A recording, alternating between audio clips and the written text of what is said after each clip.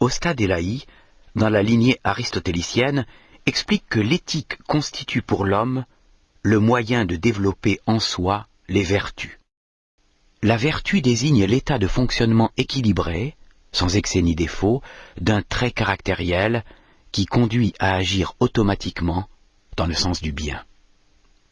Dans cette conception, pour développer ses vertus, l'homme doit s'efforcer de mettre en pratique des principes éthiques justes. C'est ce que l'on peut appeler la pratique éthique. Par exemple, considérons le principe de non-agression. Pratiquer ce principe consiste en général à lutter contre nos tendances agressives qui nous poussent à transgresser le droit d'autrui. Dans certains cas, pratiquer ce principe peut consister à l'inverse à lutter contre notre passivité en apprenant à mieux défendre notre droit légitime lorsqu'il est bafoué.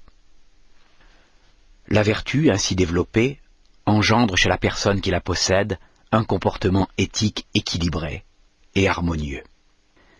Une fois la vertu de non-agression développée, on se comporte naturellement envers autrui, de manière courtoise, sans jamais chercher à l'agresser ou à l'humilier, mais en défendant notre droit avec retenue quand cela est nécessaire.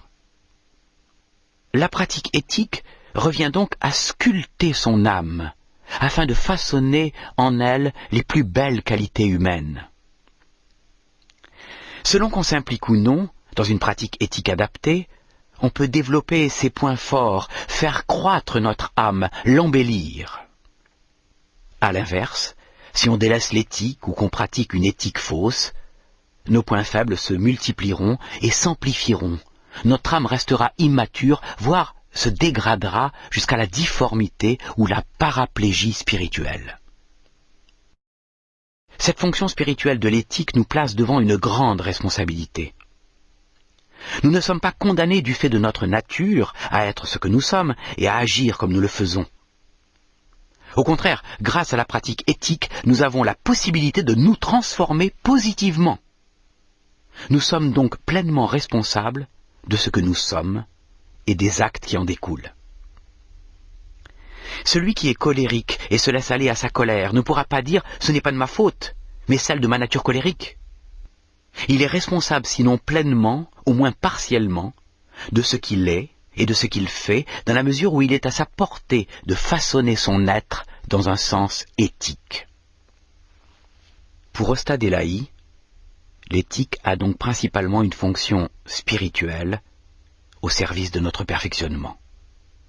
Le bien-être ou la sérénité que peut apporter une pratique éthique ne sont que des bienfaits provisoires, quoique utiles à notre motivation pour persévérer dans un sens éthique. Le véritable bienfait que nous apporte la pratique éthique, c'est la maturité de l'âme, dont nous ne prendrons véritablement conscience et dont nous ne profiterons pleinement que dans l'au-delà. Ostad-Elahi accorde également à l'éthique une fonction sociale. Mais contrairement aux penseurs qui voient en l'éthique uniquement une nécessité ou un conditionnement social, il n'en fait pas la fin de l'éthique. L'éthique est pour lui avant tout un instrument au service de cette fin personnelle qu'est la perfection spirituelle.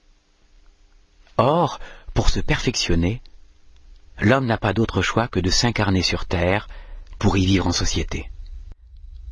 Notre terre est comme un laboratoire où, par la pratique éthique, il peut assimiler les principes éthiques justes pour croître et se développer spirituellement.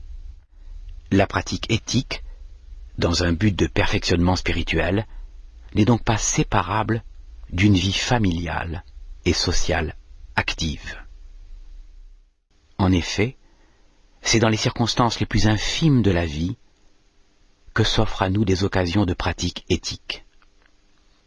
Ainsi que l'illustre l'anecdote suivante racontée par Ostad-Elahi. Il y a quelques années, je fus invité chez un ami avec quelques autres personnes, dont un certain K, homme très respecté dans sa région. Au cours de la soirée, on lui apporta un luth et il joua quelques airs de façon sommaire et fade. Puis, un certain monsieur G, qui connaissait la réputation de mon jeu de luth, insista pour que je joue à mon tour. Mais je refusai pour ne pas embarrasser K. K pensa que je n'osais pas jouer par crainte de la comparaison. Cependant, j'acceptai ce fait et je ne jouai pas, car s'il m'avait entendu jouer, il se serait certainement senti humilié. Devant les gens, soyez humbles. Agissez avec bonté et politesse. Devenir savant, comme c'est facile.